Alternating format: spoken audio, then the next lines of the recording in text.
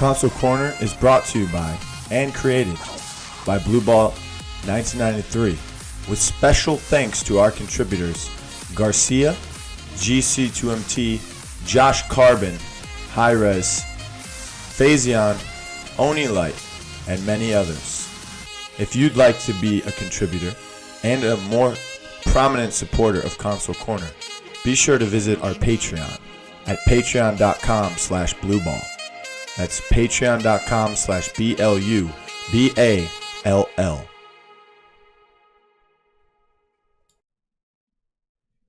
Hello everyone, it's me, Blue again, and we're here with another episode of the Console Corner podcast. This week I have Swiper the One from Onii-Chaners out of the PS4 NA region, and I have the owner and coach and mentor of BrutalFissure, which are in the PS4 European side of things in the PCL, and that's WuffieGG with us today. Swiper, Woofie, how you guys feeling? Yeah, feeling good. Thank you very much, Bluball. So having a good time. First, I wanna talk to Swiper real quick. Swiper, how you moved to North America? How's that treating you? How do you like living in America? You live in, I think, Chicago, right? So. I mean, I can see why a lot of the Americans are on the thicker side of things. The not so good for you food is very cheap and affordable. I can order food to my house every day. Nice cheap prices. I'm loving it, to say the least. You live in Chirac, dude. Are you Chicago? Yeah, Chirac. That's what it's called, man. Chief Keef coined that term. Have you done anything? Have you done anything in the city? Like, have you gone anywhere? What's your favorite? Not really. The Krispy Kreme or crap, whatever you call those donuts. The Krispy Kreme donuts. Yes, they. Dude, I got like a box of those for like $1 or $2 or something, like a big 12-pack of those donuts, and oh my god, they were so good. Got them down at Walgreens. Definitely the highlight. Did you go to the Bean? No, I have not. What do you Onishi, or E-Knives as you know him, or the other Shutter even. Yeah. He tried to get me down to the Bean. I wasn't trying to go down to his Bean. Seemed a bit dodgy. No, it's they kiss. What's that? What was it? They kiss the bean or something? Or I don't know. I just went there and took a picture. I'm not gonna touch a giant fucking silver ball. I'm not trying to kiss it if I'm not gonna touch it. So I mean, I was like, I didn't see much of a point in it. I think I said I'll give that a pass. I don't necessarily know the history of it or the reason that it's there. So I just think it's like a big giant statue, and I don't know why people are so excited about it. The Mexicans, they love the beans. I think it's because, like in New York City, the Empire State Building, it's like a landmark there. If you get a picture next to that or the Statue of Liberty, right away, boom, that's New York City. So if you see a picture of the Bean, you go, boom, that's Chicago. It's not really doing it for me. Wolfie, how you doing today, man? Doing pretty well. Been working on my teams, different teams, like the whole day, and working on graphics for an upcoming league I'm going to.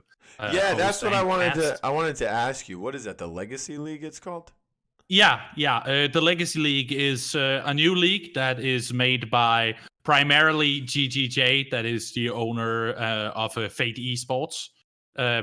That has teams in different games. But yeah, him and I have decided to make our own league that is doing pretty much what is known as an invitational league format in round robin, pretty much like the PCL that we're having a team in, where we actually invite intermediate level teams in the PC scene from EU and let them compete against each other in a professional format with casting, graphics, everything just covered, like more professional than any of the community tournaments going on.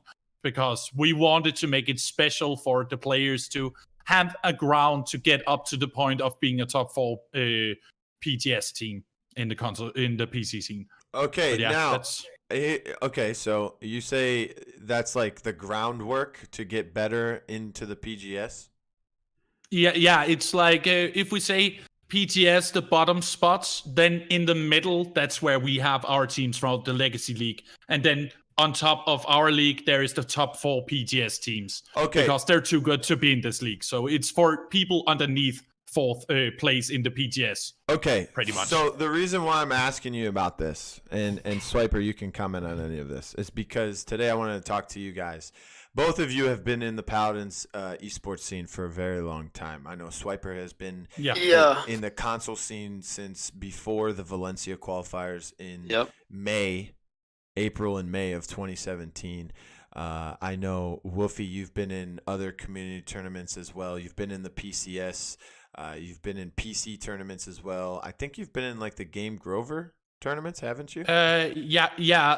We have been pretty much competing in Paladin since the very beginning on PC. Okay, so on ESL and so on. But we entered the console scene around the Valencia. Around the March actually 2017, we started making a team in Paladins PS4. Exactly. So that's why I wanted you guys for this topic, is because you guys have been around for a while. You've been in different formats, different qualifiers, and all of, a good handful of the tournaments that have been put together by the community and by Hi-Rez themselves. So you built this Legacy League with GGJ, right? Yeah. Or he asked me if I wanted to start a project with him, and then we worked together to build it. Yeah. Okay, so has Jay or you or both of you contacted Hi-Rez about this league? The reason why I asked, this is we have it covered. Because you have what covered? Yeah, we have covered everything with Hi-Rez and about this league, so we will get what is it called? Getting teamwork between the two teams. Yeah.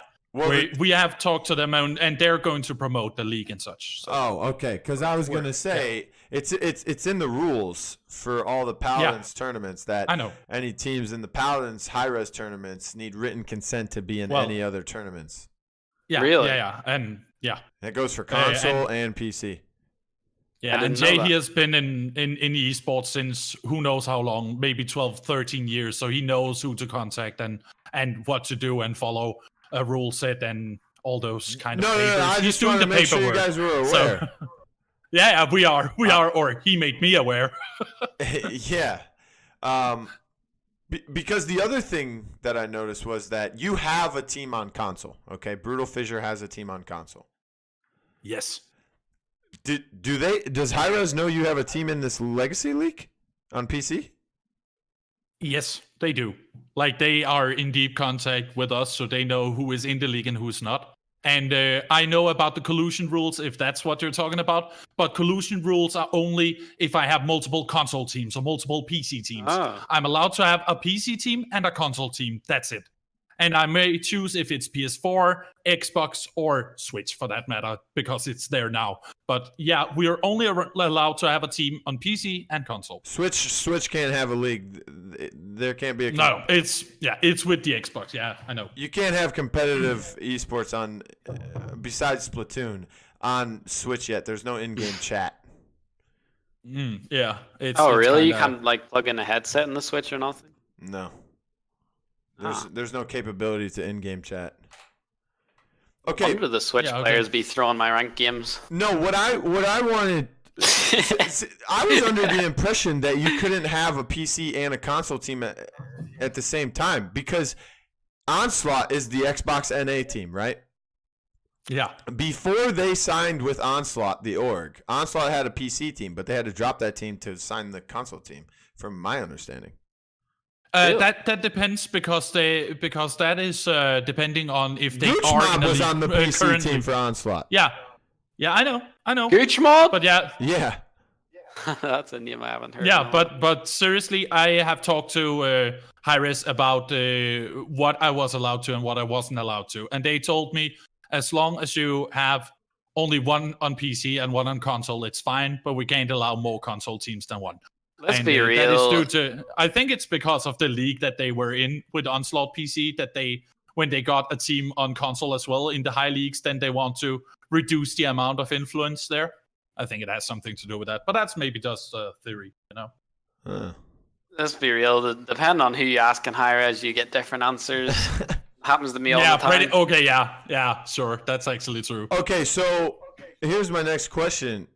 I looked at the rosters for these teams in the Legacy League. Do these guys? Have you spoken to any of these guys? Obviously, you've spoken to the BrutalFissure guys, right? I've talked to any team in that league because I'm kind of like the head runner together with Jay, so I'm talking to every player. Yeah, you're an and admin. every captain and such. Yeah, admin. You could say I'm admin because I'm doing some admin work in terms of like setting the rules, but I'm not moderating any chats. Okay. I'm adminning the tournament itself and trying to provide the cast. Here's my question. Do these guys consider themselves pros? Because we all know the people in the PGS on PC. I was watching their games, and there's about 80% of them that are just clueless about this game right now. And they all, and even the PPL players that have come from the PGS as of recently are like, yeah, those kids, they feel entitled. And I'm just like, yeah, they should probably watch the console games because we kind of know what we're doing right now. And that's the fun thing because there's become a little bit of a weird mentality around the PC scene, and that has resulted in many tournaments getting cut off of support from high risk because of a very not so positive attitude around. And we have actually been forced to just shut it down completely and say no PM at all. You can't even just make a jab for fun. Do it in PM if you have to. You're not allowed to do it on our Discord because we need to get this scene up because right now it's going downwards with PC in terms of mentality, while the mentality is going upwards on console, where I see people be more nice towards each other, actually trying to scrim each other as much as possible, because that was not the case in the beginning. Trust me on that. And there was a lot of problems with that. To touch up on a point you said, Bluball, getting the PC players to look at console games, I don't think that'll ever happen because it'll happen. It's already when happening. I was when I was at LAN at EHRX and I was talking to Spunky and those guys. I was there with you. You don't have to say. You don't have to say it that in the player line. Yeah. I know what you meant though. Yeah. I was in there talking to them and I was like, asking them, what do you guys think about console? Like, do you think it's just as good the players, or do you think PC's better? And Spunky said to me that he found it hard to take console seriously because of the aim assist. And he said if there's no aim assist and everybody was doing the aiming all by themselves, he said he'd just respect console a lot more. That was before they put these new aim settings in, though, where you can change your aim assist. I mean... Listen, I'm glad you brought up aim settings, actually, Bluball. When are they getting fixed? Listen. Seriously, though, 100% dead serious. I was thinking about this the other day. I was playing on PC. I was playing PUBG at the moment. And it's just so easy for me to flick shot. It's just so easy for me to aim with PC, And you're using and then I watched a video of that kid who was at the summer skirmish at PAX West. Ghost Aiden. Yeah, Ghost Aiden, and he was going crazy in the Fortnite summer skirmish tournament, and he was using bopping the PC. Yeah, he was bopping the PC kids with a controller, and Daquan of TSM was like, "Yo, that is." He was like, I have mad respect for this kid because he's using his thumbs, and when we play on PC, we have full control with our entire arm. Yeah, so very true. Yeah. And every day, everywhere where this topic comes up, PC versus console, we always hear PC master race, and I agree. And console is a meme. Listen, that's also a big shit. Yeah, but I agree that PC is the master race when it comes to hardware, software, compatibility, customization. But when it comes to skill, if you have someone on console that can consistently bop someone on PC who's equally as good, maybe even better, if you can have that console kid bop that or just destroy that PC person, I think the PC kids are more skilled. They're using just their thumbs. They have a controller. You mean the console? You said PC. Yeah. On the controller on the console. Sorry, and look at Fortnite. Fortnite is the perfect example for what I'm trying to explain here. On PC Fortnite, you can go into your bindings, your settings, and you can change each control to whatever you want. Yeah, each On control console, you can't do to that. whatever you want. Shoot with this button, reload with this button, build a wall with this button, do this with this button. You know what I'm saying? On console, you can't bind individual Yeah, you just have the preset loadouts for them, don't you? Yes. The Builder Pro, the Classic. Yes. So on PC, I could have better bindings than the guy that I'm in a 1v1 with and beat him. And that could be a large part of it. On console, you could be playing on what's one of the Fortnite things? Builder Pro. Builder Pro versus a Builder Pro, and this guy wins the 1v1 with the same bindings because he's better. Yeah. I mean, I agree. I feel like PC. I feel like once you reach the highest skill cap on PC, I feel like your aim, no matter what in your building, is going to beat out a console player. I feel like if you're at the highest of the highest, just because your actual hardware allows you to do more than a controller would, right? You're limited to your thumbs. But I feel like the argument with aim assist, I feel like people overrate it a lot. I see a lot of the PC players being like, oh, it just aims for you and this, that, and the other. I mean, it really doesn't aim for you. Yeah, it kind of like helps you a little, but I mean, there's still bad console players, is what I'm saying. There's still people who miss shots on console. I feel like there's a misconception where everybody thinks, it's auto aim. Look at Aspect from Splice. He played on PS4 with me. Were you there for that when I was streaming? He came to PC. He came to PS4 and he was like, "Yeah, I'm gonna play some console Paladins with Bluball." Right? He was having a very difficult time aiming. Yeah. Was that the aim settings though, or was it him coming from PC? But at the same time, he didn't touch his aim assist. It's on 100/100. So you're having a tough time aiming with aim assist, and I have little to none left on it after messing with the sliders. I mean, a couple people that hit me up all the time for stats, news, headlines, information. They have questions about the console scene, and they're PC people. It's always people like Aspect. Like, he's interested in the console scene. He thinks it's pretty hype. He watches the broadcasts. He watches Console Corner. Like, that is awesome. Phanex watches Console Corner. Yeah, Z1, I actually seen. that's at true. The end, Z1, at the end of Z1 watches Console Corner. Oh, really? Yeah. Did you see I saw C1 Unknown, yeah. Did you see the PCS or whatever at the end, and they did that round table thing? And they actually mentioned you. Yeah, they said, "Oh, this is a round table, not a console corner Bluball." Yeah, they don't have any corners. I have that clipped. I saved that whole thing. Yeah, a couple of even those guys know about the console corner. And another thing I'd like to say is like, console players. I feel like a lot of them are actually really smart. They're good at drafting, good at positioning. They know what they're doing, and they're smart individuals.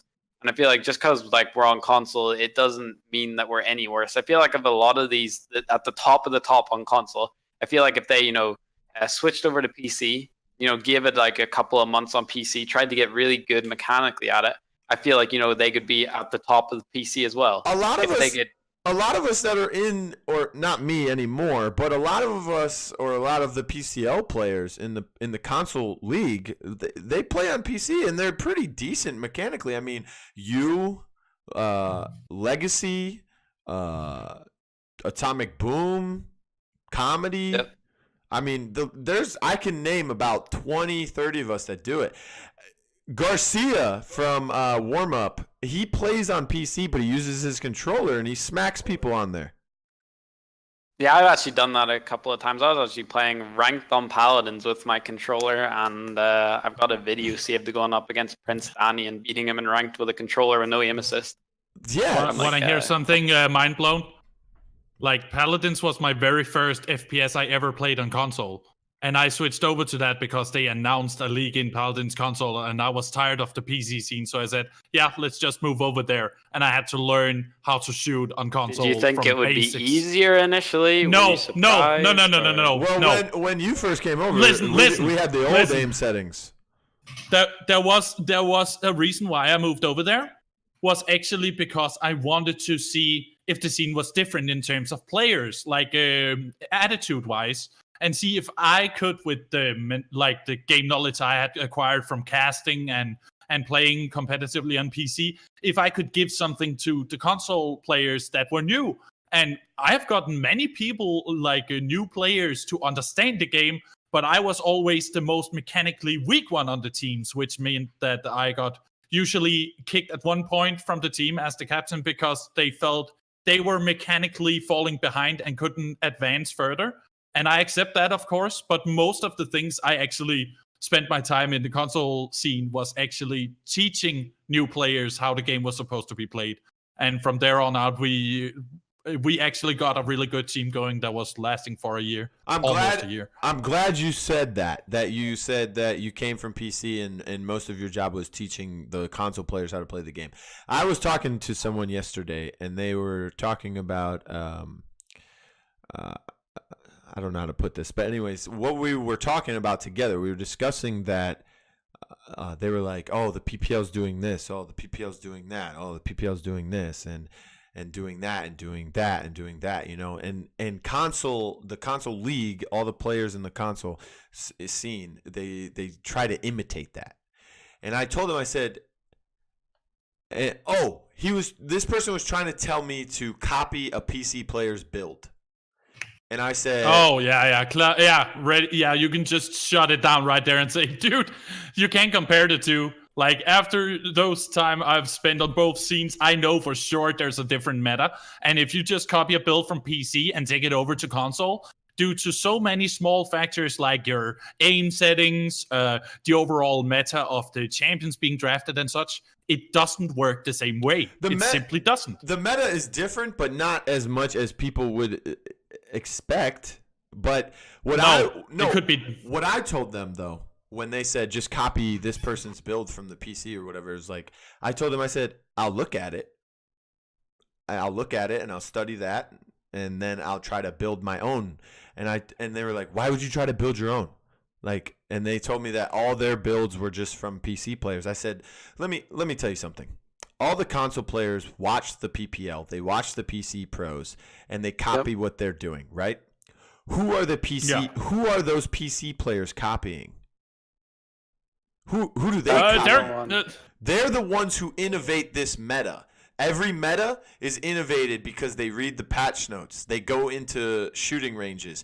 They practice this. They try this out. They try this situation out. They try this composition out.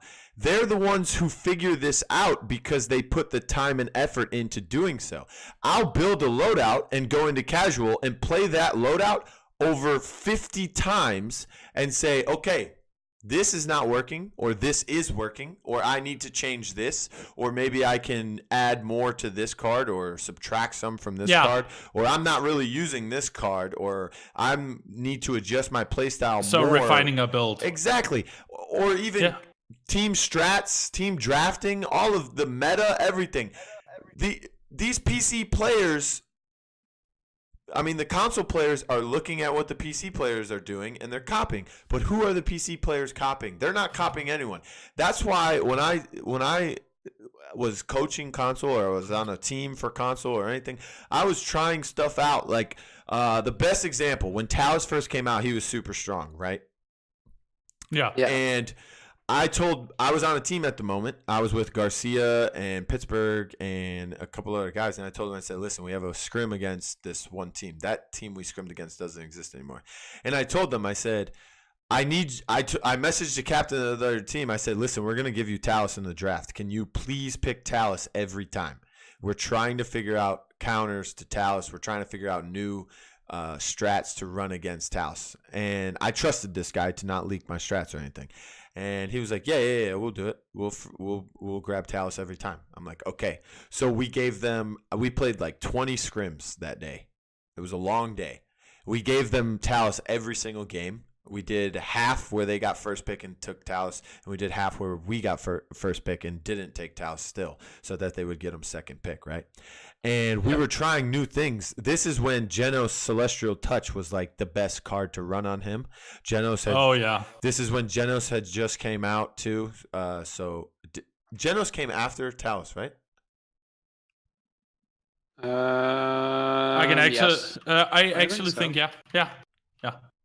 If he didn't, they were the 2 newest champions at the time.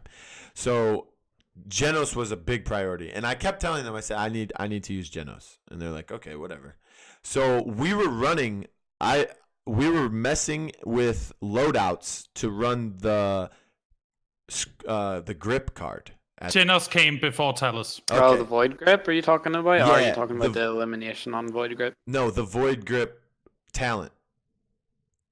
Where they The grab power him and he can't go cosmium. back? The power Yeah. cosmium. Yeah, the power consume or whatever. Cosmium, yeah. Yeah, the cosmic power grip. So we were trying stuff. we were trying out different loadouts with that.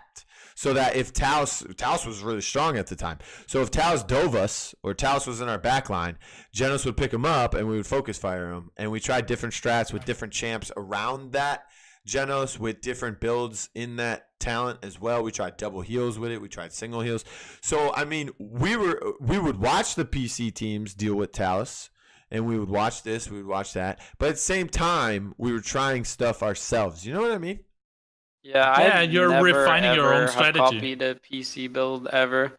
I don't normally make all my own builds, like console specific. Like I was seeing Rian Day when I was playing Koga on stream, not last week but the week before. He was like, he's excited to see Koga, and he was wondering why I was running max jump and max move speed on Koga, and he was like, well, that's not very good, on PC. He's like, oh, you can just buy Nimble and get the same thing, but I'm a flanker. I want to buy Cauterize right at the start. I don't want to buy Nimble first buy.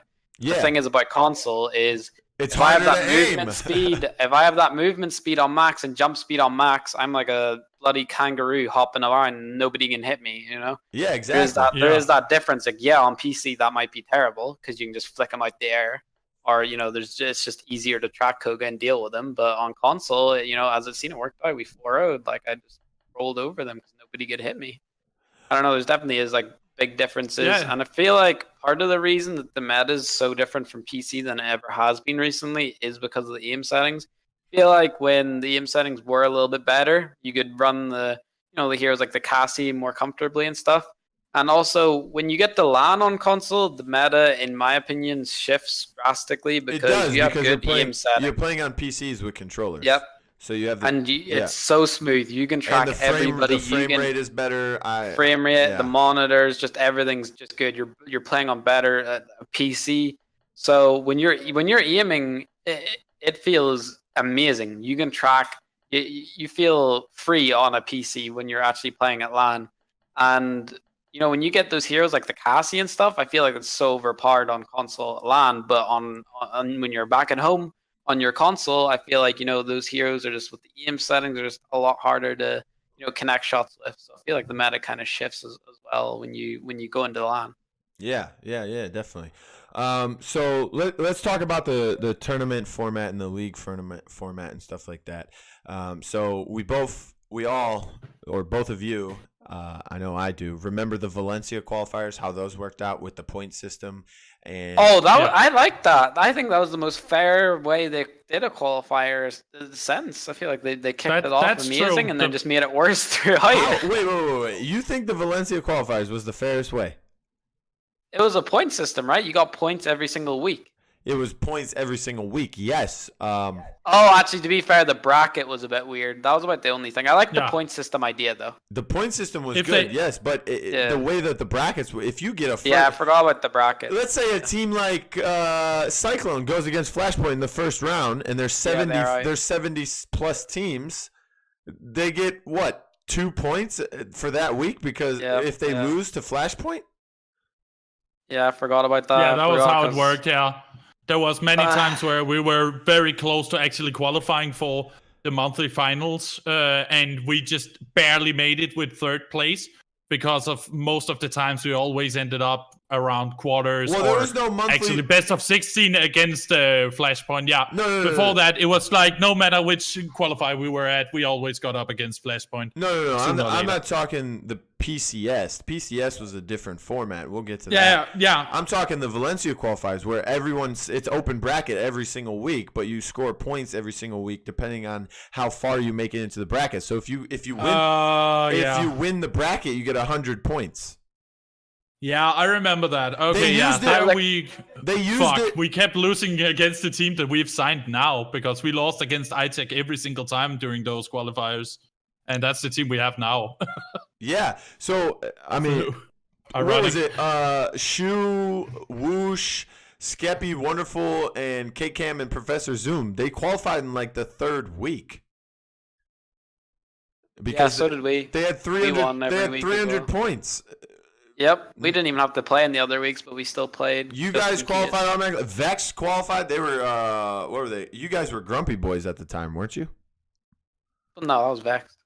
No, they were Grumpy Boys. You guys were Saucy Sailors. Yeah. The Saucy Sailors, Swiper Saucy Sailors, bro. No, see, you're the Saucy Sailors, but your boat is called the SS Swiper. The Saucy Sailors. Yeah, Swiper. we sealed through those qualifiers. We won every single week. I mean, I've qualified for every single LAN so far. may not have attended them all, but I'm sure as hell qualified to every LAN. The only bracket that was like brought down to the 5th week, that was also supposed to be 6 weeks of play, but it was only 5. I remember that. People were so angry about it. The only one that came down to the wire was PS4 NA with Coma versus Invigorate. Oh yeah, with the DC shenanigans. And the only reason why Coma didn't qualify is because they had their week 1. They had a bad week. Yeah, I remember that. There was also player swaps. They didn't have the roster lock rule in place then. Yeah. And like there's like loads of people like just swap teams over to the like. At one point, it was they both had like 100 points each, or I don't even know. Like they had like an even amount of points. Whoever won the next week got to qualify. I remember all of them were just like they were both scared of each other, and everybody was panicking. And then there was like 2 or 3 players just swapping over the teams and stuff. Like Wildpaw went over, Nightmare went over. Nightmare was actually on the team that won, but swap team the week before, joined the other team, and then actually lost the qualifiers. So that was pretty unlucky. That feels bad, man. Yeah, that was a feels bad, Nightmare's man. been on pretty much every team in existence. What's your thoughts on Nightmare, Bluball? So the PCS was a different format where 3 weeks of open play, 4th week is the 8 teams that qualified. What'd you feel about that system? That was the worst we had. That was the worst? Yup, because the problem was that as you mentioned, like brackets were weird not only there, but it was even weirder here because it was only the top 2 teams that top 4, right? That qualified for the finals on the 4th week. It was the top 4 teams of region/platform. No, the 1st, 2nd, 3rd, and 4th place of week 1 would make it as the 1 through 4 seed into week 4. Week 2, the top 2 teams would be the 5th and 6th seed. Oh yeah. And week 3, the top 2 teams in the bracket would be the 7th and 8th seed. And then week 4 is all 8 of those teams facing each other. Yeah, I thought it was it was putting a lot of pressure on teams because you were kind of forced to join from the first week. And if you had any kind of roster issues, it was kind of like, try to hit for the scraps. And then there was always this one team, no matter which week it was, if it was 2nd or 3rd week. If there you were in 3rd week, you got up against there was pressure. If you were the 1st week, you would lose to either Cyclone, which was Midnight Oligarchs back then, or Flashpoint. And after that, then we had iTech and the Chill Play and such. Like there was always a team that like was topping in every week, and nobody could beat them. So there was always the same Just- teams every just win final every week. week. Midnight Oligarchs were not always good during the PCS, though. That's the problem. iTech was the number 2 team at one time. Midnight Oligarchs were the number 2 team at one time. There was another team that was number 2 at one time. And I think there was a 4th team as well. The problem was not that there was pressure for teams to sign up in the first week and try and win or become in the top 4 teams to qualify, or the top 2 in the next 2 weeks after that. The problem with that system was clearly stated with the Xbox EU system, Xbox EU brackets later down the line in the PCS, is that, and it's not the lack of amount of teams to show up. That was a problem. But that's an Xbox EU problem with the player base. The problem is that teams were sandbagging. Okay, if you don't know. Oh yeah. So you get put in the other bracket, right? I remember that. So teams would purposely not sign up to play in, say, week 1. Yep. Like Vex did it. Vex didn't play in the one PCS month. Vex didn't sign up in week 1. So some other team got the first seed, some other team got the second seed. We did that on Flashpoint as well. Yeah, exactly. So then the second week, you guys sign up. You go against the easier teams. You get placed as the 4th or 5th seed, and then you get the easier matchup in the first round. But that wasn't because we didn't dodge it intentionally. Yeah. It's not. You guys didn't, but Vex did. The reason why Vex did is so that in the finals week, they would go up against the team that had the best chance to face them in the first round. They would beat them, and then they would coast their way through the finals. Yeah. Okay, I didn't know that actually happened. You didn't actually. It was like all seeding, right? The first week, like you didn't even have to like attend or nothing. So my team was just like, we can't be bothered playing this week, so we just didn't.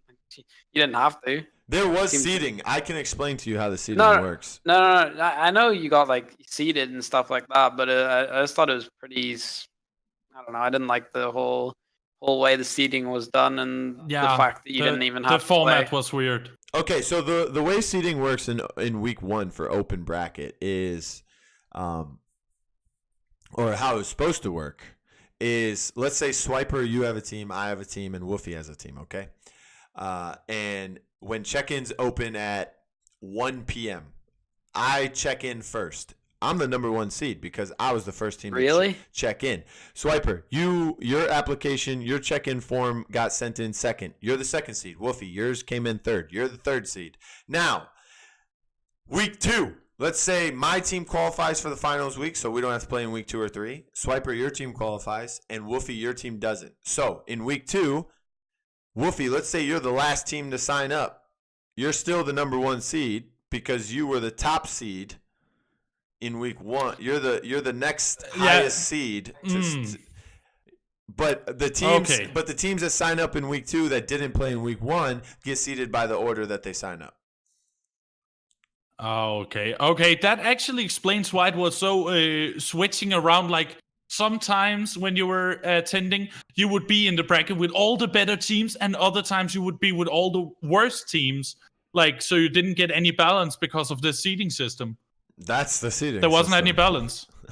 But that's not a balanced seeding system. That is pretty much just saying first come, first serve. And that is not how seeding works. Seeding is about your individual skill. I mean, the game's not... nothing's balanced. No, but still, like that is not like I have made I have casted so many tournaments before where that exact issue has been changed because it doesn't make any sense to see after who signs up. Here's the question, but sign after leaderboard if they join multiple times. Here's the thing with the problem is with the PCS system, okay? At the beginning of every open bracket, it's just what it is. It's an open bracket. So the seeding is going to be random. You can't say, okay, Flashpoint needs to be on this side of the bracket. No. I'm not talking about week 2 and onwards. Yeah, it doesn't really matter. Even if I don't really care if whoever signs up gets it first. Like, it's gonna be random anyway. It's open bracket. You can't say, okay, Cyclone needs to be on the opposite side of the bracket as Flashpoint. Yeah, nobody knows anything. Those are the 2 best teams. It's open bracket. It has to be fair play for everyone. Yep, you shouldn't get special privileges just because you think you're better than someone. Well, not just that. What if Flashpoint won the tournament before that, and Cyclone came in second? That doesn't mean they're the 1 and 2 seeds, because in an open bracket format, seeding starts randomly again. Because the first place could have knocked out. It's a new tournament, anyways. So if they get put on the same side of the bracket, you can't complain about that because it's open bracket. It's random seeding. But that's still not about the second week. Like from the second week onwards, that was the problem, because there you just say, hey, you didn't qualify, so you're the highest seed. It should be open again from week 2 and week 3 to make it even for everybody. Because the first week, sure thing, that is fair. But from week 2 and onwards, having like, okay, you didn't qualify first week, so you're the highest seed for this week. That is what I mean is pretty unbalanced in my opinion, because that means that you get special. Though? Because you get special treatment because you almost made it last week. No, that's not special treatment. That doesn't make sense. That's how the system works. It's okay. So 4 weeks of play, right? It's an open bracket for the first 3 weeks, which means the first week is the open bracket where everyone can sign up, okay? It's free for everyone to sign up. It's open to anybody who has a team that wants to play. The second week, if you don't qualify and you get that high seed spot, it's because it's part of the same phase. It's kind of like there's roster locks during those 4 weeks, but after those 4 weeks, there's no more roster locks, and the roster locks start over when the new open bracket starts because it's one phase. So it's kind of like that was one season. You know what I mean? Okay, so in other words, it is actually one big open bracket tournament that lasts multiple weeks. Well, it's open bracket for 3 weeks. After that, it's closed entry to the teams that qualified, but it's still part of that phase. I know. Yeah, the monthly finals that will finish that phase. Yeah. Yeah. Bluball, who's your money on NA PS4 this Sunday?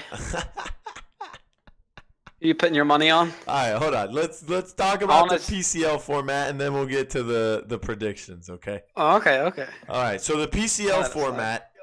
we're going to skip right past the qualifier stage. I know everyone had problems with that. Okay. Especially the group stages because of the debacle with PS4 NAs. Dude, we got first rounded in the one and done, dude. They took us to Frog Isle, and then I had Boom's mongoloid ass drafting, dude. He was like, let's pick this, and absolutely gave us... You know what he gave the other team? He gave the other team Khan, Moji, Willow on Frog Isle. Hello? Like, that was pre-nerf of Moji. And then Boom was like, our draft's amazing. I was like, Boom, I was just kind of giving them the eyes. What are you doing? We got absolutely first rounded 3-3 against some bot team, and I was just like, right, well, this format's amazing. Get one and done straight out of there. That helped you guys. You know why? Why did that help us, Bluball? Because you didn't get put in the group stage. You didn't get put in the same group with Elevate and Warm Up and. Look, I didn't care. The first week they got popped. Simple as that. I would have slapped them again, but. Yeah. So right now you're 1-0 against Onii-Chaners. Yep, we're 1-0, undefeated champions. I mean, we're going into Sunday looking to clap their cheeks again. All right. So the whole reason there was a debacle for PS4 NA Group B. Debacle. Yeah, it was a debacle. It was debauchery, okay? Do you guys know what I'm talking about? Woofie, are you aware of what happened? Nope. Okay, so there's 4 teams in the group. Each team plays 3 sets because you face every other team in your group, right? Yeah. So Thomas and Friends, Onii-Chaners, Game Over, who was the third leg at the time, and what was the other team? Paladins Garcia's team? No. They were in the Elevate group. Paladins Misfits, the new players. So third leg or Game Over goes up against Onii-Chaners, and Onii-Chaners loses 2-1. Ooh. Okay. And then Boom's drafting again, just saying. Onii-Chaners loses 2-1. Boom's draft. Onii-Chaners beats Paladins Misfits, and they beat Game Over. I mean, Thomas. Viper draft. They beat Thomas and Friends. Thomas and Friends beats Paladins Misfits, and they beat Game Over 2-1. But Game Over qualifies for the league over Thomas and Friends. Because Oh, yeah, that was a bit of a meme. Thomas and Friends, the only way they were able to secure a spot in the league were if they beat Game Over, which they did, but they let Game Over take them to a Game 3. They needed to beat them 2-0. Oh, yeah, it went to map count, didn't it? Oh. I remember. We got first place because we got the most map wins or something. When only one map wins lost. are your points. It's your map differential. So you guys 2-0'd Paladins Misfits, and you scored 1 point against Game Over. Yeah. So we got a map win in there. And you 2-0'd Thomas and Friends, so you have 2, 4, 5 points. And then Game Over wins 2-0, so that's 2. They beat you guys 2-1, that's 4. And then they scored a 5th point against Thomas and Friends because they took 1 game off of them. And Thomas and Friends ended with only 4 points because they 2-0'd Paladins Misfits, and they lost to you guys 2-0, and they beat Game Over 2-1. If they would have 2-0'd them, they would have been tied with 4 points apiece and would have had to play each other again for a tiebreaker. And whoever wins that flat out makes the league. Oh yeah, okay. I didn't even know it was that close. Yeah, on that side because like all the other places was just like 2-0s all over the place. Yeah. Look at PS4 EU. That was just 2-0s all over the place. There was no contest on anything in any of the 2 groupings. So how do you feel about the way the league format is? Everyone plays each team in their division twice, and it's 6 weeks of play. I like it. A round robin format is a really good way to I'm get. I'm liking this one. Yeah, I like this one is really good. There's room for improvement, right? But it's definitely not the worst. The two biggest problems with round robin format is towards the end. Some games don't matter at all. Yeah, you're right. Like and there could also be a tie-breaking situation needed. Yeah. So once we slap Elevate on Sunday, if we don't drop a game throughout the next couple of weeks, we can't lose, right? But if we lose in the next couple of weeks, they're back in it. Isn't that how it works? It depends on how Elevate does as well, along the same timeline. But theoretically, right? So say I whip the dick out on the table, farm them on Sunday. They've lost to us, so technically we've been undefeated, right? Okay, here. put it this way. So if we beat them, we win. Basically, is what I'm saying. If Onii-Chaners beats Elevate on Sunday, 2-0, which will happen, 2-0. Yep. Okay. Yep. That's going to be a swift 2-0. And then when you guys play again in week 6, if they beat you 2-0, but you guys won the rest of your matches and they won the rest of their matches, whoever lost the most amount of maps during the season will not qualify. And if none of you lost any maps and all of you 2-0'd... Tiebreaker then? If you guys 2-0 all the way through the season and then you guys 2-0 Elevate and they 2-0 you in the second matchup of the season, you guys will have to go through a tiebreaker. Oh, so so once we're given the Swift 2-0, say the one after that, the next matchup, if we just win one map, they can't win. Yes. Ooh. Which is a problem with the system, right? You didn't win the set, but you still qualify. Yeah, I mean, you just got to hold the L at that point. I'm going to be sniffing a couple of lines of G Fuel on the tourney day, get the Swift 2-0 this Sunday. Do you think that EU teams should have to play NA teams? Like, what if the league was a longer season and that Do you think the EU should have to play NA? In what sense?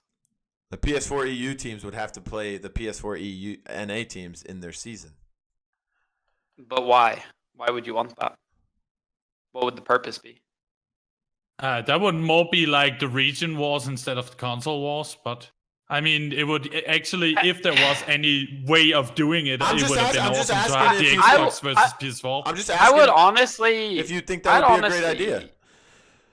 I'd prefer that honestly, because right now PS4 EU is getting like slapped by everybody in scrims, but will still probably like qualify, like Flashpoint, like. Our most recent scrim sets, like we 4-0'd them every game, and like against like like Elevate, Onslaught. Well, the scrims don't mean anything to me. But I mean, okay, but what I'm saying is right. So in our minds, that's if we could qualify in PS4 EU, we would go there, but we can't because over NA. I think PS4 EU is the hardest region to qualify out of right now. Why is that? Like, I feel like everybody over there is a bit behind on things. Well, maybe against the rest of the regions, but I'm saying their division themselves. I mean, in EU, then yes. I feel like everybody. Division I feel like PS4 EU is very far behind right now, though. Well, so I feel like that's why they're struggling against lower teams. No, I'm saying Flashpoint is clearly the number one team over there, but BrutalFissure and Cyclone are no joke. Like, they're right behind them, I would say. In my opinion, that's a Flashpoint kind of being weak thing, not the other teams being good, but that's just my opinion. Yeah, you moved to NA to get rid of the bad skills and get some new one, or what? I mean, I'm not gonna lie. From playing in EU, right, and coming over to NA, the NA teams and the qualify here is harder. Just if you're gonna take it from anybody, you should take it from me. On EU PS4, it was. You guys were running I never quad worried. tank with a Pip solo heal. Yeah, like legit. I remember teams. that. Yeah, exactly. Like it was almost a guarantee to go to LAN, right? I didn't have to worry about it. Coming over here now, I'm kind of like, wow, I wish I could qualify with this team over back on PS4, because the teams over here are a lot harder in my opinion. We've got to go through Elevate, and over on Xbox NA you've got to go through Onslaught. Like those are some of the best teams right now. So like check this out. Onslaught probably is gonna go undefeated this season if they beat Kirsty's Hands, right? Mm-hmm. So if they had to, if it was combined and they had to face the EU teams, maybe even one time each, okay, in the season. It's kind of like interleague play. So like in MLB baseball, right? You live in Chicago now, so you have two teams. You have the Chicago Cubs and the Chicago White Sox. Okay, both of those teams. Yeah, the White Sox and the Cubs. It's two baseball teams in the city, just like Los Angeles has two teams and New York has two teams. So those two teams are in the same city, but they're in different conferences and they're in different divisions. So the Cubs are in the National League, which we would call Xbox, okay? And Xbox NA. And the White Sox are in the American League, which is like Xbox EU, for example, okay? Okay. And the White Sox have to face the people that are in their division multiple times in the season. So they face the Cleveland Indians multiple times. They face. But what would be the purpose in that? Why would for spectators? For just the sake of doing it? Like the sake of competition. Okay, well, so the Cubs are in a different conference and they're in a different division, but they play the White Sox one or two times a year for interleague play. It's just like in Ohio, we have the Cleveland Indians and we have the Cincinnati Reds. The Reds are in the NL and the Cleveland Indians are in the AL, but they play each other two sets a year. And well, saying that. The ping difference, it would never be fair online. The only way you'd be able to do it is in a LAN environment, and even at that, they all got to play on Brazil. Everybody's got to play on Brazil. Get out of here, Bluball. Make it fair. So I feel like at LAN, the round robin kind of format, or the double elim last LAN allowed that to happen. You could play, every team had a chance to play every team. I like that system. Okay, let's talk about LANs here. Everyone's upset only one team qualifies, especially since they trolled us before this announcement, right? So only one team from each region qualifies. Yep. Okay, so a lot of people don't understand that maybe it's a money issue, okay? So let's look at HRX. Let's look at HRX as a example. Okay, they had 12 PC teams, right? That is. Let me get a calculator here because there's a lot of money. I've been up for a long time. Okay, so doing your console corner, we respect the blue ball grind. All right, so 12 times 6 because you bring 12 people, you bring 5 people to play, and you bring your sub, right? So you have 72 people that Hi-Rez has to pay for hotel and travel, right? Yep. Yes. Then you have the 6 people from each console team, which is 4 teams. That's 24 people you have to pay for hotel and airplanes. I know that mixer money's coming through, but it ain't paying for 2 teams. That's all I'm saying. That's 96 people automatically that need to have their plane tickets and hotel rooms paid for by Hi-Rez. That's too much effort. Because Hi-Rez is so awesome that they pay for every team to show up to LAN because they don't want their esport events to happen like Call of Duty, for example. So do you They have the think orgs pay? do you think it would be beneficial to both the teams and Hi-Rez and the scene and the Paladins esports scene if more console teams, let's say 2 teams per region on each console, so 2 PS4 NA, 2 PS4 EU, 2 Xbox NA, 2 Xbox EU teams qualify for LAN, but they have to pay for their own accommodations. Is it more beneficial to do it that way? Because then, beneficial for the company, yes. Well, think of it this way, though. Easier for the company. They wouldn't have to employ people to set up everything. Because shout out to Dimitri Sharon for setting up my flights for the other lands. But you know that woman sits there and goes through every single pro player, sorts out their flights, hotels, yada yada. I mean, you wouldn't have to get them involved.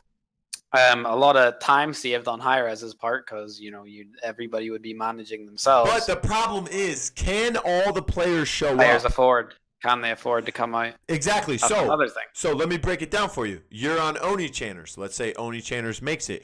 You guys either have to come out of pocket and pay for all of your travel, hotel, and plane tickets. That's where an org would come in. Or you have to find an org, and you have a limited amount of time to find that org that will pay for all of that, give you the jerseys, and then you have to negotiate an ROI, which means if you guys win first place, you're getting $5,000 a piece. You have to give them the org cut plus their return on investment. So if they spend $5,000 to get you there, you guys have to give them $5,000 automatically before you even give them part of their winnings.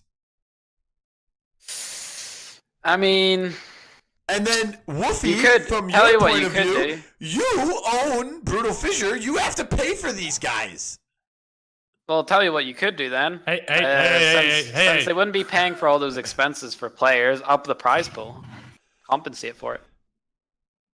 I mean, it would be better. I would definitely be honest and say I wouldn't be able to afford sending all the players, not yet at least. But like most of the people like we have in the org itself are actually self-sufficient to the point of being able to pay for the travels because we have like an age But your team requirement. is a European team, brother. Do you know how much international flights are? Like Yes, $800 I quid. do. I have been looking into all of those things And you're in going to case be that in I'm actually American getting to that hotels point. for about a week. In the busiest hotels, it's DreamHack Atlanta, so all the hotels are going to be expensive. It's not like HRX in January when you get discounts on the hotel through Hi-Rez, which they might do at this HRX, but it's not just the HRX event. It's DreamHack. There is Halo tournaments going on. There's all the fighting games. I think Super Smash might be there, I know there's some other fighting games. Brawlhalla's World Championship is going to be there. So you have to think about it that way. That's a lot of money. Yeah, I'm not against what they're doing because it's really awesome. It makes it able for everybody to That's arrive. why I think they have one of the best esports scenes in the world is because they want their scene to succeed. So they take it upon themselves to get the teams there. Because look at Call of Duty. I was on Twitter once and there was a team that was like, "Hey guys, we qualified for the World Championships, but we will not be attending due to travel problems." And I'm just like, "What kind of travel problems? Passports?" They're like, "Nah, we live in North America. We just can't afford it." And I'm just like, "What? Hold the L. Get a job. MLG can't pay for this? Call of Duty's not going to pay for this? Like, what's this say about their scene, man?" Yeah, Call of Duty's massive as well, but I feel like there's isn't there a lot of teams that qualify for that though? Yeah, there is a lot of teams. The Exactly. World Championship is in Columbus. That's 2 hours from me. I mean, I don't know. Hi-Rez would have to be getting some more money or something in order to get 2 teams from each region or whatever. I know you mentioned Mixer. You know we hit like 3,000 viewers on that broadcast for week 2 of the PCL. Oh, really? Yeah, we were averaging about 1,500, I think. Oh, what if they moved Paladins over to one console, right? I feel like that would help with things. Well, the problem there is some people can't afford the one Hold the console L. that they don't If you have. wanna compete, get the other console. Hold the L. That's what I did for Call of Duty. I had an Xbox One back when the PS4 and the let's Xbox take One this came for out. example. Look, there was a kid on my team, Pittsburgh fan. He wouldn't be able to afford an Xbox. I mean, Get a job. Hold the L. He did get a job, but it was to help his parents pay the bills and stuff.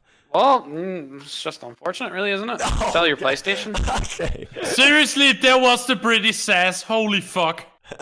Yeah, excuse me. Just get a play. Right. What I did, tell you what I did, Bluball, right? The Call of Duty, the whole competitive scene moved over to PS4, and I was on Xbox One. So this is what I did, right? I know this is a big brain play, but what I did is I went on Craigslist and said, looking to swap my Xbox for PS4. Guess what? Next day, somebody came and did a 1-for-1 swap. I handed him my PlayStation or my Xbox. He gave me his PS4. Been playing on it ever since. Played Call of Duty competitive. I had to pay nothing. Swiper, Yep. you're just a lucky man. That's not lucky. That's I'm sorry, but if somebody cares enough to play competitively, they can get the console. I have both because I want to practice on let's talk predictions here. Okay, so there's 3 big matchups that I am looking forward to next week. Okay, in week 3 of the PCL. The first one is Onii-Chaners versus Elevate. That is clearly the most important matchup in my mind. Yep. Okay. Agreed. And obviously you think Onii-Chaners are going to beat Elevate because you're on Onii-Chaners. I wouldn't be biased at all, no. So let's just give me a few words about how you guys feel about your success so far in the league. I know you guys have gone up against the 2 weakest teams in the league in warm-up and game over. So how do you feel you guys – are you guys prepared to go against Elevate? They're the best team in the whole league right now, I think. So. Don't know about that one, Bluball. But getting into it, this week – Are you – let me ask a better question. Are you guys going to kill Emmett Payne? The man has died once in 4 games. And if you want to get technical, he died that one time in game 1. So he hasn't died at all in 3 games straight. I mean, he's got a 38.67 KDA. He hasn't been hit with a super special yet. I'm going to be in his beeline, giving him the beepity boop bop, slapping around his team. They're going to be telling him to turn around, peel. He'll get flustered, panic. You'll be seeing him dying a lot. But as for this week and our preparation, as you know, they brought me on instead of Sorrow onto the team.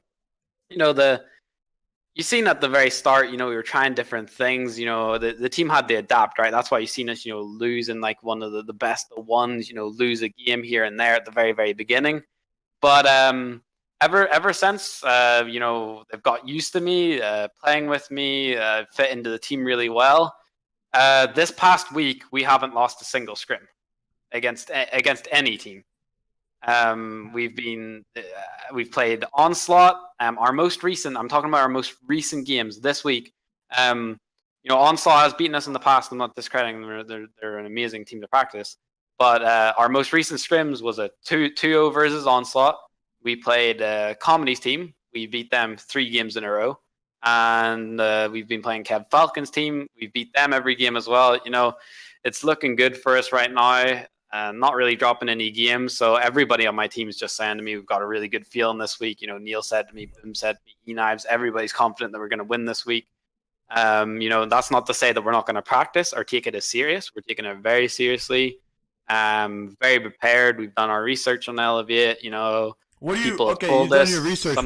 What do you think is going to be the biggest factor? I'm gonna drop. Hey, I would love to tell you, Bluball. So, I'd love to tell you. I meant like, is it going to be okay? So, for example, Emmett Payne has only died 1 time this season. Okay, 4 games, he's only died once. He's been playing against bots. He hasn't came across us. He's but- actually going to get slapped about. This right here is a perfect example of how close this matchup is going to be. So when it comes to deaths overall as a team, Onii-Chaners has the least amount of deaths in the entire league. Exactly. That's what I'm saying, Blue Ball. The second least amount of deaths in the entire league Flashpoint. is Elevate.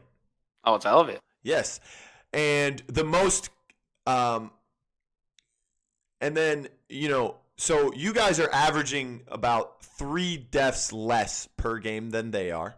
Mm-hmm. You guys are at 5.8 average deaths per game. They're play better as a team. Feel for each other better. They're at 8.8. Communication's better. Drafting's better. But here's okay. So you guys have the least. You guys have the smaller deaths per game average. Okay, but they have the higher kills per game average. They're about 26 kills. That per means game. their games are more drawn out. They're longer. They're 20 sloppier. All right, Continue. let's talk about your guys' healers, because clearly Shu is one of the top healers of all time in the Paladins console scene. Mm-hmm. He tried going on the DPS, didn't work out too well. So they have you guys are closely contested in the healing department. They're averaging about just over 88,500. You guys are averaging about we got the bong strong. Where'd the guap? Where to go? I mean, Neil's a bit of a monster on the healer. Every single time anybody gets a flanker, I'll Neil on the Grover, big bop, cripples everybody, calls out straight away, 5-man turnaround, that's your flanker dead. Picking a flanker in Dust doesn't really work out too well for any team so far.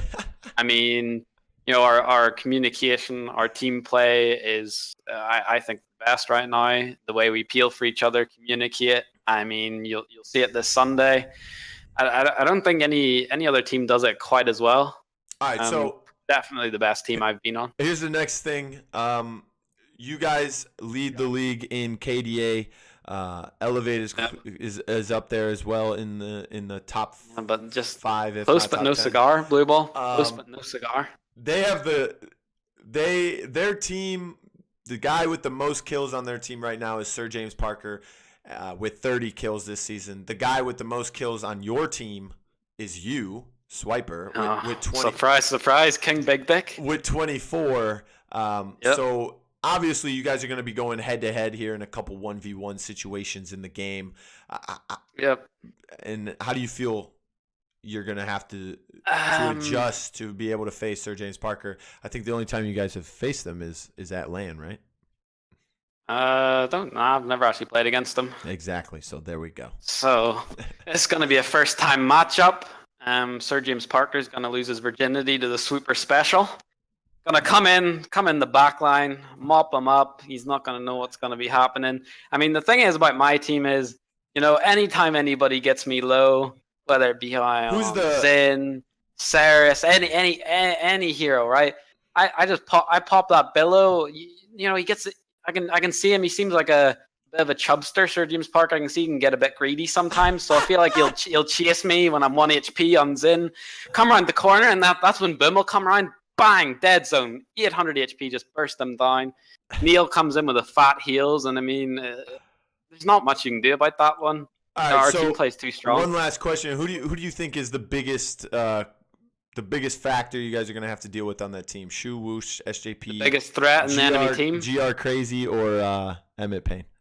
Ooh. Emmett Payne's got 1 deaths this season. Sir James Parker is the leader in their kills. Whoosh is Emmett the leader Payne's playing for the KD protection. I feel like GR Crazy seems like a bit of a feeder. I feel like he might catch us off guard a bit. He might go in for his 1v5 Tyra play and maybe get a quadra kill on us. Other than that, I can't really see them doing much. He's got 29 kills this season. He's right behind SJP. Exactly. He's an absolute monster. GR Crazy. What can you say? All right. Let's Woofie. You still there, buddy? Trying to here. All right, so what up? The second biggest matchup between you guys is Flashpoint versus BrutalFissure, and this is a big matchup for me because BrutalFissure, they beat. Oh God, I forgot. You guys beat YCTG 2-0. And Flashpoint 2 them as well. Cyclone will face them in week 3. I'm predicting a 2-0 in favor of Cyclone there. But you guys took Cyclone to 3 games. And Cyclone has been neck and neck with Flashpoint for a while now. So, and you guys picked up Alex Kidd. You basically made a trade. No, Atomic. For ITEEK. Yeah, Atomic MK. Yo, you know who no bullshit is actually really good in the EU scene, really underrated? Cultura Spread. I'm not even we joking. are fucking proud of him. We're fucking proud of him, dude. Is it Cultura on your team? Yeah, Cultura's on that team. Cultura, dude, Alex, Cultura Tarek, is actually good. Like, out of all the the people who lose every week, the Flashpoint, out of all of them, he's not actually bad. Like, when I was still in the EU scene and I left Flashpoint, I was actually talking with him about teaming or something. He's actually a really good player. Even when we were on Flashpoint, he was he's dropping like 20 and 5 against us and losing and stuff. He's actually a good player. I feel like he needs to be surrounded by, I don't know. I feel like the players around him are a bit lower skill level, but he has really good potential. He can definitely make some big plays happen for that team. Well, here's the thing. I don't think he has to make that many big plays anymore. Like, the pressure is not on him as much anymore because they picked up Atomic, and Atomic is leading the league. MK? Yeah, he's leading the league in kills by a lot. He's got 81. The closest to him is Dovahkiin if you want to go to Xbox. If you give Atomic AMK Bomb King, you're actually losing the game. The man's a ranked animal. He's a beast Drogos. Did you see his Drogos game on stream? Does he play Drogos? Yeah. Yes. I think it was insane. He only missed about 10 to 15 rockets the entire game. Damn, I just remember in ranked. I seen Atomic AMK and the other team. I'm like, oh boy, here we go. He just pop in 1v5. The enemy quadra kill. I turned my head, look at him, and I just billow away. I'd be like, see you later. I'm not trying to get. I'm not messing with you. I know your spot. I know your spot. I know my line. It's right here. So this matchup is important because I want to truly see how good BrutalFissure has gotten with their new lineup. So read me out the lineup. Let me hear the players. Okay, we have Alex Kidd 9, Tarek 39, Sir Benji 93 600, and then we have Cultura Scred and Atomic AMK 31. That's a solid lineup in there. Tarek is it's the old ITEEK roster that we've gathered and then lost ITEEK before the last qualifier where we actually got in. I feel like the weakness of that team might be Tarek's e-girl. Seen him be becoming a bit of a cuck lately. I've seen him just going off and playing with the e-girl, not bonding with his team. Tarek leads the league in healing, man. Just don't want to see another good player get brought away by an e-girl. I know it might be tough for him. Getting past the e-girl nonsense, Woofie. BrutalFissure they played 2 games in the first week. They played 3 in the second week. So they've played a total of 5 games. They've got 214 kills total as a team. Flashpoint has 205, and they've played 4 games, and they were fairly quicker than the BrutalFissure matches. How do you think you guys will be able to match up against Flashpoint's their dominance and their offensive prowess when you have Atomic AMK now? He leads the league in kills, average kills per game. He leads the league in damage and average damage per game as well. How do they're right there behind you in total kills. How do you feel about that?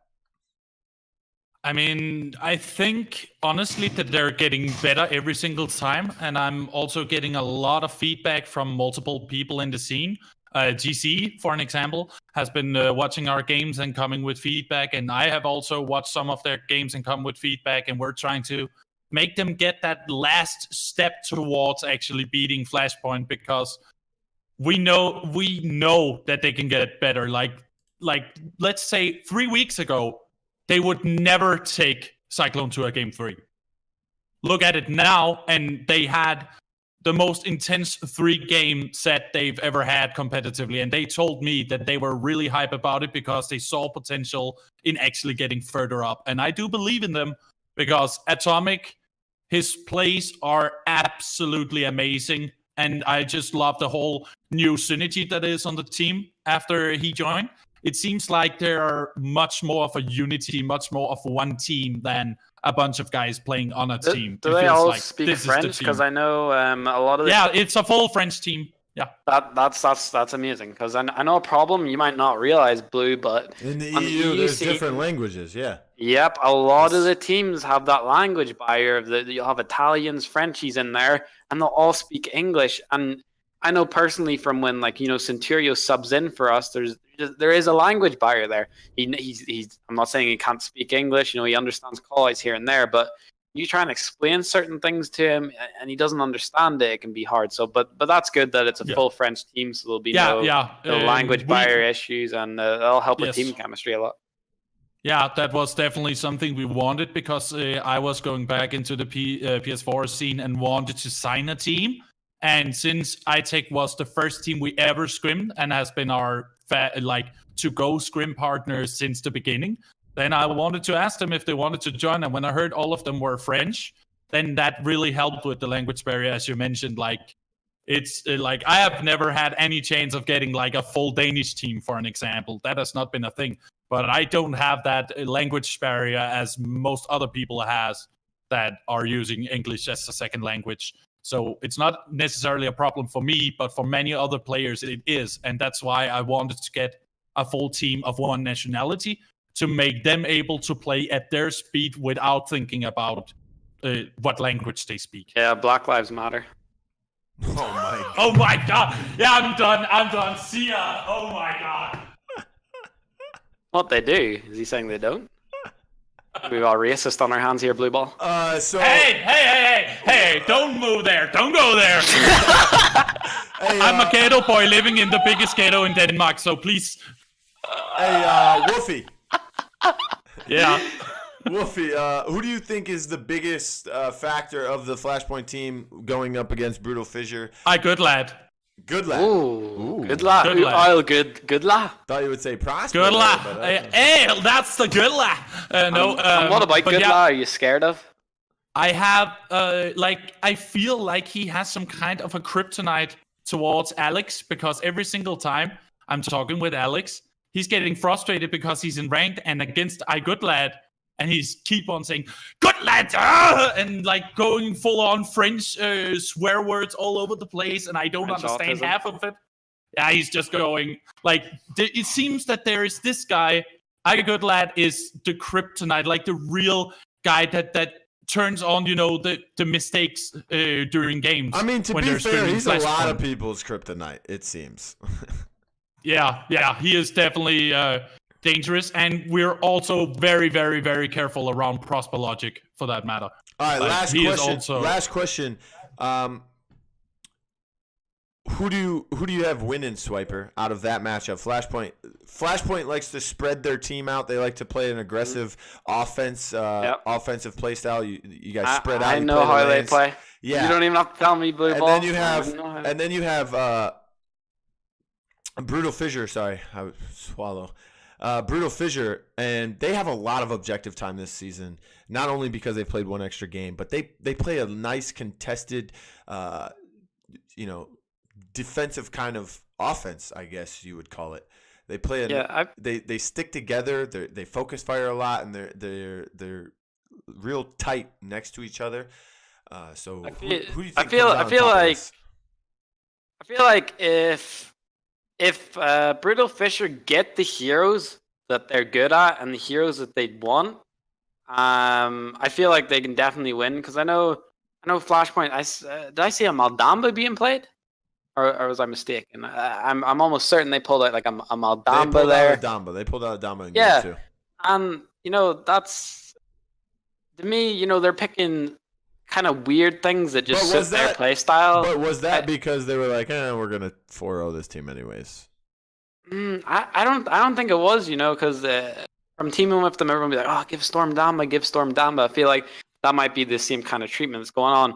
I feel like if Flashpoint are picking heroes that they just like and leaving BrutalFissure's champions that they like open, I definitely feel like BrutalFissure can give them a run for their money and actually have something happen. If they're gonna leave the BK open, is that what you're saying?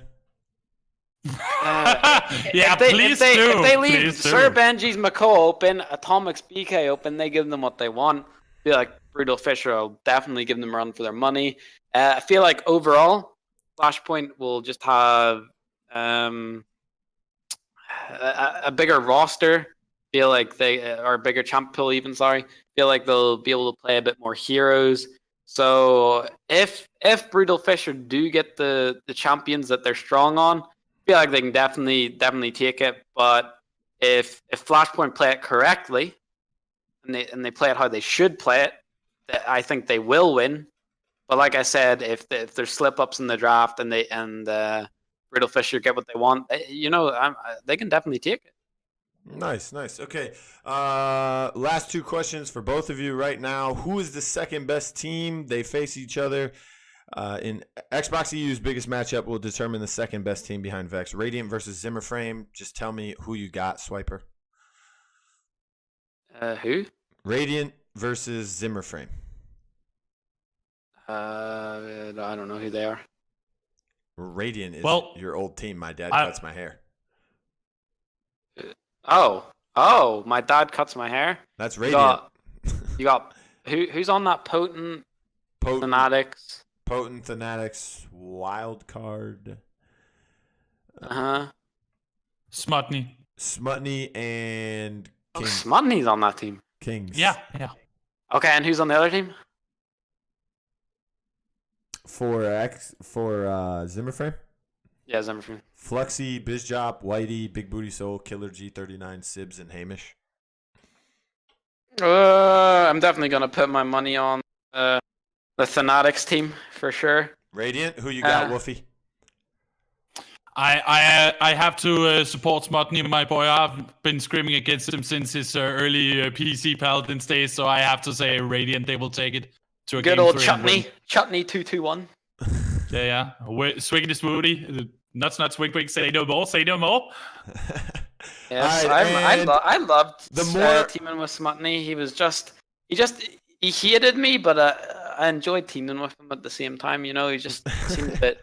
All right, last question. The most important Xbox matchup of Week 3: Onslaught versus Kirsty's Hands. Who wins? Ooh, better not curse them hands, boy. Who you got, Swiper? CTH or OS? I think if Scapperton gets on his Victor, starts giving the on the Victor in the back line, and they don't do much about it. What's he gonna run though? Shrapnel is banned.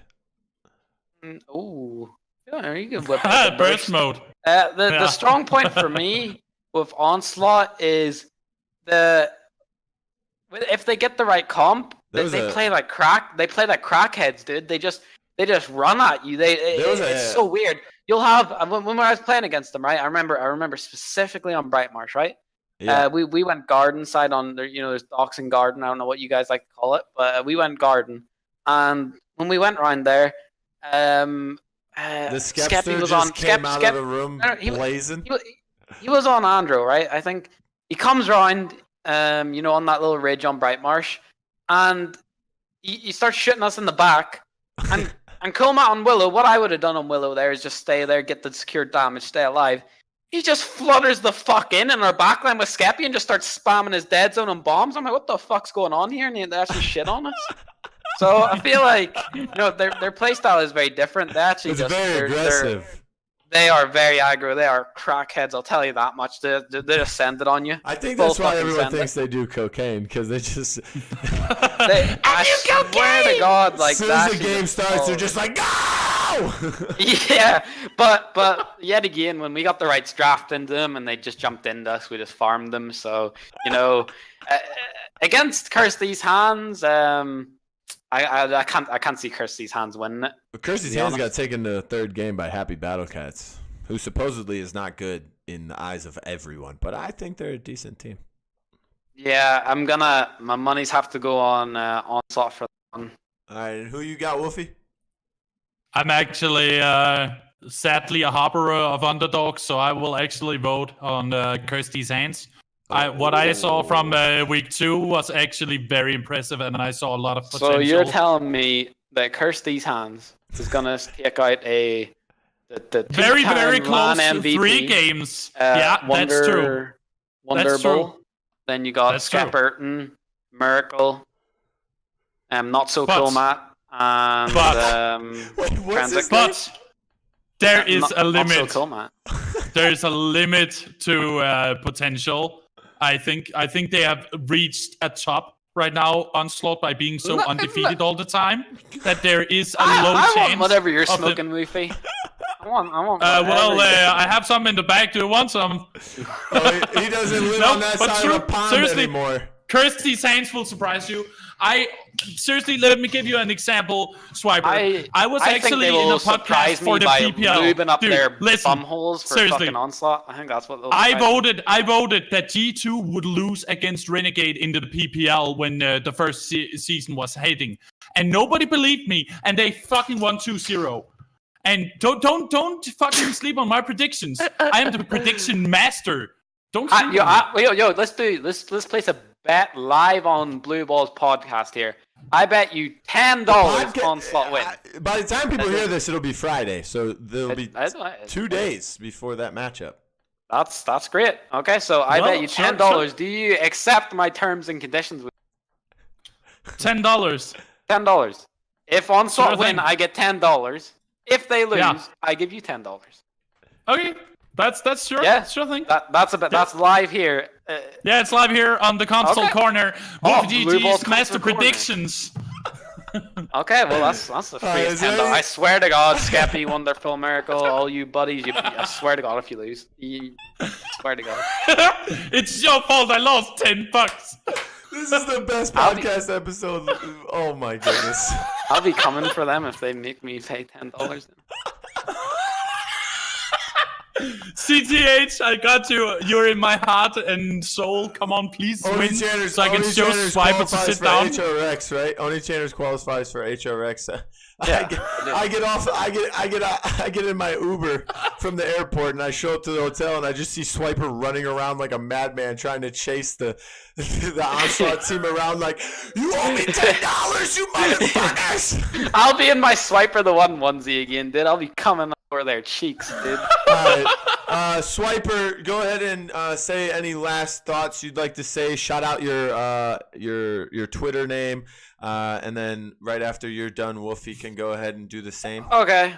So Twitter is @KingBigDick. Oh my goodness, that is- YouTube Dude. is Swiper the One, and Twitch is Swiper the One, but spelt ONE, not the number 1 at the end. Don't forget about that one, kids. Don't stream anymore. Don't upload the videos anymore. Go ahead and follow and subscribe anyway, for the sake of it. Why not? Twitter, pretty active on there, and I'd like to give a shout out to Neil Bongstrong, for being a Grover, I guess. Wait, I just looked up @KingBigDick. Yeah, This guy follows one person. yeah, it's me. Why did you even search for it, man? That says more about you than us. Bluball was like low key, like, oh, is his Twitter handle actually Hold Big on, Dick? Let me- that- No, I just name's- wanted to see if that was actually someone's handle, and it is. Yeah, you wanted to check if it was a handle. Yeah, Woofie, go ahead. I get you, man. Well, if it wasn't, I was going to take it. Woofie, go ahead and let us Well, know your Twitter name and any last yes. words. My Any Twitter shout-outs? name is Broofy_WuffieGG. Jesus And Christ.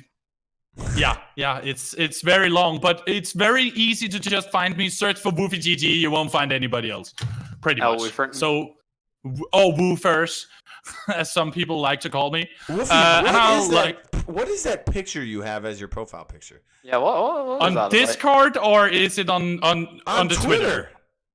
That is my face. Don't fucking hate on it. That's your face. You look like a Yeah. 95-year-old 12-year-old grandma witch. that's I do. possessed by Okay, the okay. devil in 1882. Okay, listen. The reason why I put this up is kind of a meme towards my own org, and at the same time, it's a meme towards myself because the GG in my name stands for Get Good, so it's WuffieGG. But yeah, the avatar is me using an age app to make me look older because I felt like I was getting older, like I was getting a crouch back and such from teams disbanding left and right all the time, and then at the end I said, I'm beginning to become an old man. I will never remove this, or I will not remove this until I get one team to land. Then I'll remove it, but not until then. So that's the story behind it. How you guys feeling about the blackout beta right now? I'm enjoying it. Seems pretty good. What about you guys? I'm gonna check it out. No.